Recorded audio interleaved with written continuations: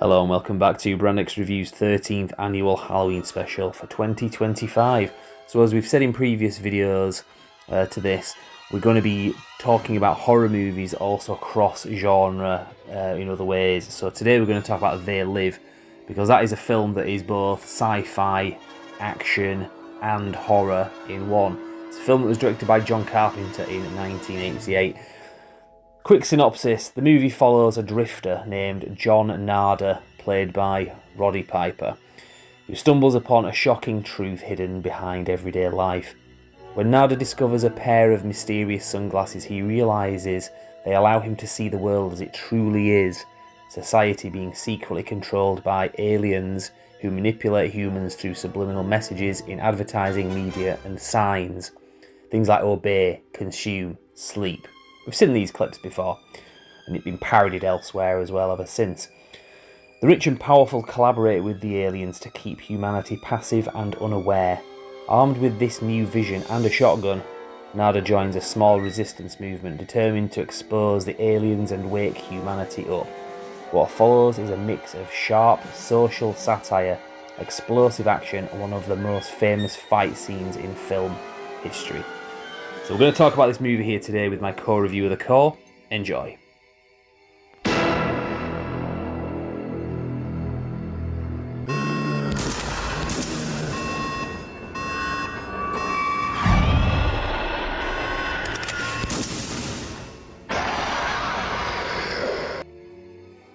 So hello and welcome to Brandix Reviews. Today we're going to be talking about the John Carpenter film They Live with The Core. Yes. Now just to be clear, they don't live with the Core. We're talking about They Live, comma, with the Core. So, yes. Yeah, we're not discussing like some kind of like house guests I've got or anything. So this is a film that came out in 1988, directed by John Carpenter, and it's a bigger studio movie. This one was done with Universal, but it was a lower budget film, because a couple of years earlier, John Carpenter had done Big Trouble in Little China, and although it's a much beloved classic, and it did quite well on video, when it got a cinema release, it wasn't commercially successful. So this was one of the few... This was one of the few big studio films that he did in the 80s, and because it was a bit of a lower budget one, wasn't too bad. But again, very well loved classic. Any thoughts, Cole? Yes. No, I'll take that. I'm here to kick ass and jerk the tofa, and I'm all out of Johnny's. Yeah, well, it's obviously full of classic lines. Obviously, you've kind of done a Topher interpretation of the classic line. He walks into a bank with a shotgun and he says, I'm here to chew bubblegum and kick ass, and I'm all out of bubblegum. So, yes. So some great contributions from the Core today. Topher jokes and years. But, yeah, so basically the concept of the film is that the human race have kind of been lulled into a sleeping state, so that the takeover of the planet is much easier to accomplish.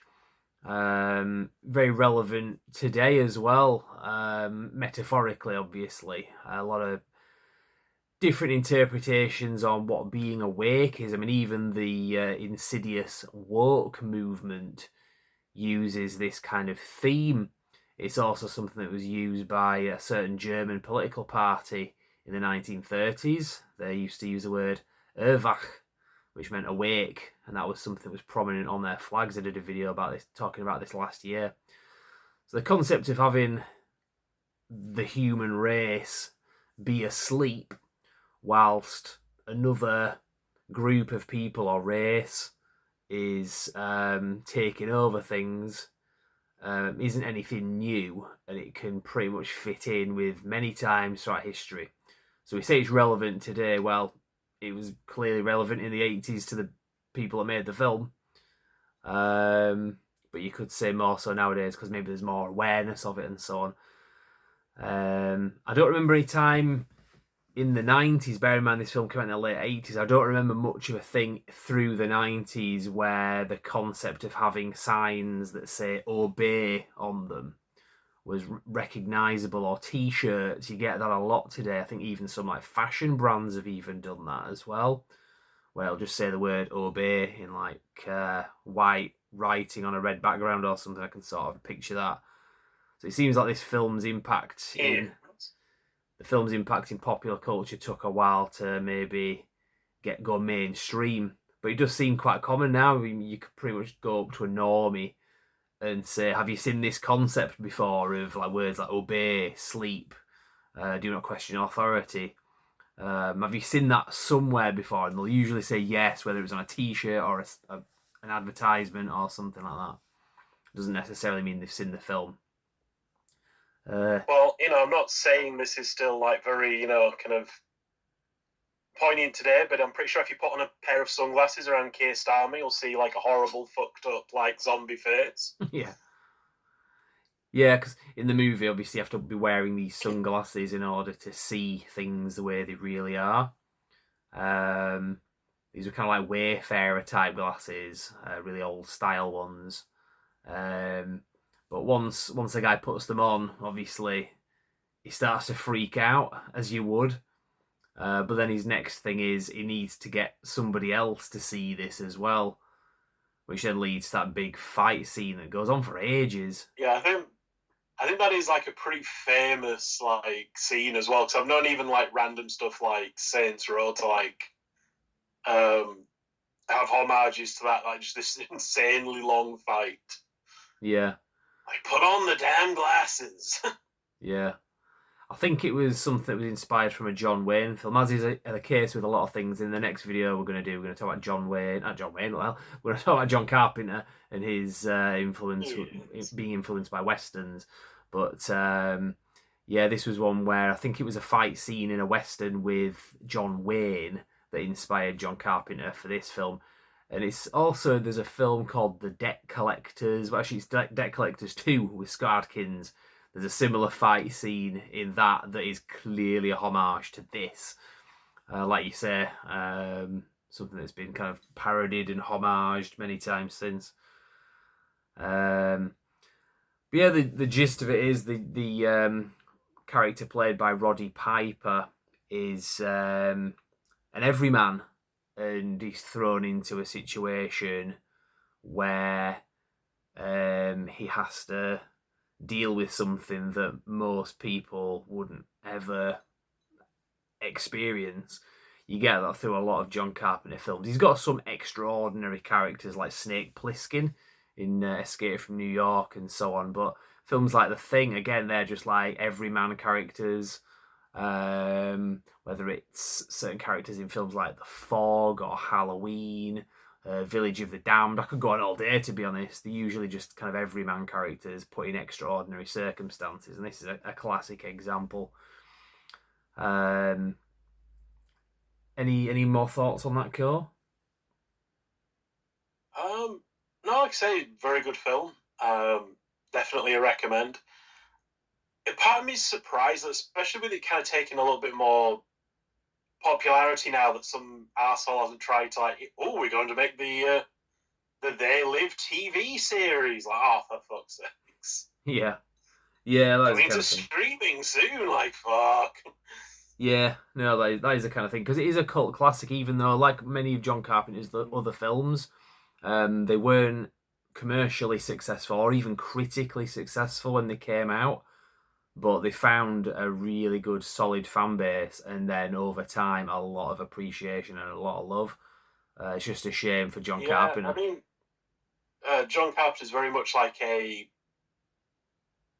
easiest way to probably sum up his films would be like, like a B movie kind of horror film, like sci-fi or horror. But it's usually like the really fucking good ones that are like, they are the absolute top tier of like that kind of 80s, like early 90s kind of, B movie type stuff. Yeah, big time. I mean, like I say, he did some that were bigger budget, like The Thing and Big Trouble in Little China. and it was just unfortunate because obviously the more they spend on the film, the more it has to make at the box office. Where some of these lesser ambitious films, especially, and some of them were absolute gold. I mean, look at one that he did, I think, might have been the year before, Prince of Darkness. I love that film, and that's one of the first films that we talked about on the Halloween specials that we were doing. Yes. So yeah, no, that's a good point. Is that even though they were kind of B movies, they are up there with some of the best ones. So, what is there really to say about this film anyway that hasn't already been said? A lot of people really love this film.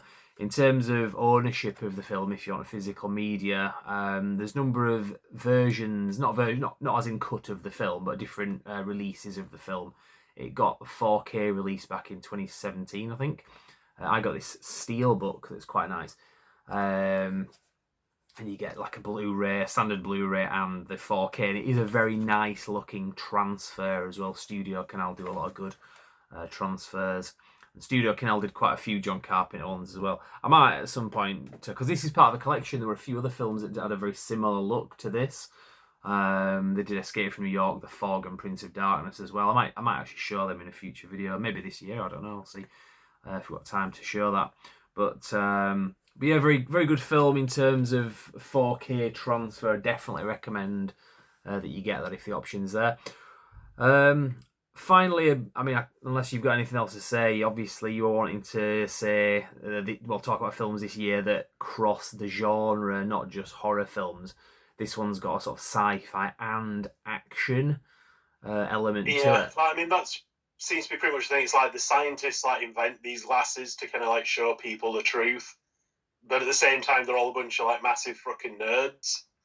So they need like big guys. Like, was it Keith David? Yeah. Yeah, and like Rowdy Roddy Piper, who can like get into a massive knockdown brawl for like 10 minutes and just be fine afterwards.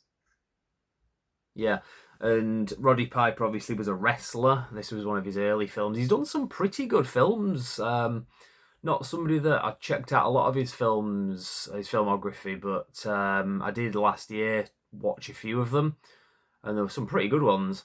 Have you ever? We can blame John for this, by the way. Have you ever seen the music video that he did? He did a song. It was called like "I'm Your Man" or something.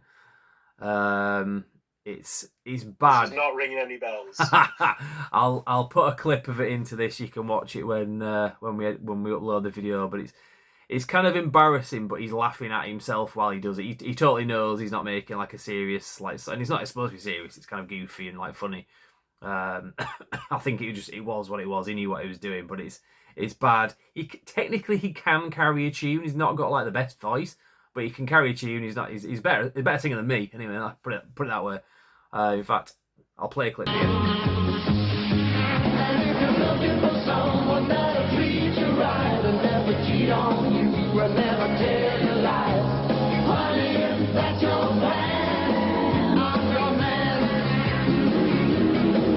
So yeah, that was pretty terrible.